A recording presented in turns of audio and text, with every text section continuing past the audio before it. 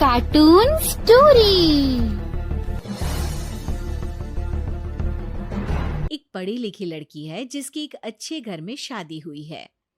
प्रीति का पति राहुल एक मल्टीनेशनल कंपनी का मैनेजर है जो आधे महीने विदेश में ही रहता और छोड़ जाता है अपने मम्मी पापा को प्रीति के भरोसे, जिससे इस देश को सुधारने की चुल ने परेशान कर रखा है। मम्मी पापा, कल एक डॉग वैक्सीनेशन का शिविर है तो मैं वहीं पूरा दिन रहूंगी। आप मेरे लिए खाना मत बनवाना। अरे बेटा प्रीति, वो बाई तो काम छोड़कर परसों ही जा चुकी। एक नई बाई देखनी पड़ेगी। माँ, आप तो जानती ही हो ना कि मैं कितना बिजी रहती हूँ। अगर कल मैं नहीं गई तो कुत्ते एडॉप्ट ही नहीं हो पाएंगे। देखिए, हम इंसान तो बोलकर अपनी तकलीफों को बता सकते हैं, लेकिन वो बेचारे, उन्हें हमारी ज्यादा जरूरत है मम्मी। अरे बोल के भी हम क्या हासिल कर पा रहे हैं। अब ठीक है बेटा, तू जा, मैं खाना बना लूंगी। ऐसा पहली बार नहीं हो रहा था। देश भर में जितने एनजीओज हैं, चाहे वो स्टूडेंट्स के अधिकार के लिए हो या गरीबों में खाना बांटने का काम हो, प्रीति सबसे जुड़ी हुई थी।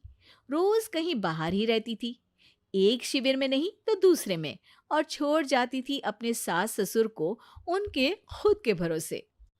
और जब कोई उसे कहे, अरे प्रीति, कभी तेरी सास का हाथ भी बटा दिया कर, तो उसका एक ही जवाब रहता था, देखो, हम लोगों को तो सब कुछ घर बैठे मिल जाता है। अगर आज मैं इस शिविर में नहीं गई तो पता नहीं कितने लोग सड़क पर आ जाएंगे। प्रीति को समझाना संभव ही नहीं था, और ये बात उसके सास ससुर भी मान चुके थे। इसलिए सुबह सुबह सास ही किचन में खाना बनाने जाती है और देखती है कि घर में सब्जियां खत्म है। अरे प्रीति बेटा, सुन तो जरा। क्या हुआ मम्मी? मुझे बहुत लेट हो रहा है, और आप तो जानते हो ना कि अगर मैं इस शिविर में नहीं गई तो। हाँ हाँ, कुत्ते एडॉप्ट ही नहीं हो पाएंगे, सब जानती हूँ। अरे पर घर में सब्जियां खत्म हो गई है। अरे जब तू वापस लौटे ना तब लेकर आना, ठीक है बेटा? ठीक है मम्मी, चलिए मैं चलती हूँ। और हर बार की तरह प्रीति अपनी पार्टीज और आफ्टर पार्टीज में इतनी बिजी रह गई कि सामान लाना ही भूल गई।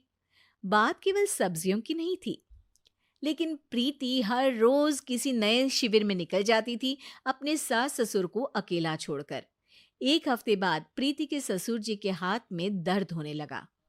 अरे बेटा प्रीति, पापा जी के हाथ में बहुत दर्द हो रहा है, आज इनको डॉक्टर के पास लेकर जाना पड़ेगा। ठीक है माँ, आप हो आओ, मैं बाहर ही खा लूंगी। अरे बेटा, मैं कैसे ले जाऊं? ये काम तो हमेशा राहुल ही करता था, और मुझे तो डर है कि कुछ ज्यादा बड़ी बीमारी ना हो जाए। उफ़ो, आज मुझे मेडिकल शिविर में जाना है। बेचारे बड़े बुजुर्ग जिनके अपने फैमिली वाले उनका ध्यान नहीं रखते, उनका पूरा मेडिकल चेकअप होगा। अगर मैं नहीं गई तो आप तो जानते ही हो, उनका चेकअप नहीं हो पाएगा। और हाँ बेटा, तू जा, मैं कुछ ना कुछ कर लूंगी। प्रीति के सास और ससुर दोनों ही काफी समय से प्रीति को समझाना चाह रहे थे कि उन्हें भी मदद की जरूरत है, लेकिन अब तो पानी सर के ऊपर जा चुका था। उधर प्रीति शिविर में पहुंचकर सबसे मिल रही थी। काफी भीड़ थी और प्रीति इंस्टाग्राम पर फोटोज अपडेट करे जा रही थी। तभी प्रीति की दोस्त रीना उसके पास दौड़ती हुई आती है। अरे प्रीति, जल्दी चल। अरे क्यों, क्या हुआ? अरे तू अभी सवाल मत पूछ और चल मेरे साथ। प्रीति रीना के साथ जाती है तो देखती है कि गरीब बुजुर्गों की लाइन में प्रीति के सास ससुर भी खड़े हैं। प्रीति को समझ में नहीं आता कि ये क्या चल रहा है।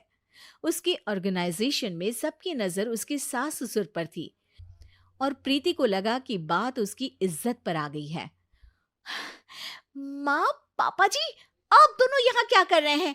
आप तो जानते हो कि ये शिविर गरीबों की मदद करने के लिए बनी है, और आप इसका मजाक उड़ा रहे हैं इस तरह से लाइन में खड़े होकर। अरे बेटा, हम भले ही गरीब ना हो, पर जरूरतमंद तो है ही। हमारा भी कोई ध्यान रखने वाला नहीं है। मेरे पति के हाथ में दर्द है, मैंने सुना कि जरूरतमंद बुजुर्गों का यहाँ फ्री में इलाज हो रहा है, इसीलिए चले आए। नहीं, मतलब मैं तो प्रीति को समझ में आ गया था कि समाज को संभालने से पहले उसे अपना घर संभालना चाहिए, और वो सर झुकाकर अपने सास ससुर से माफी मांगती है। Yeah.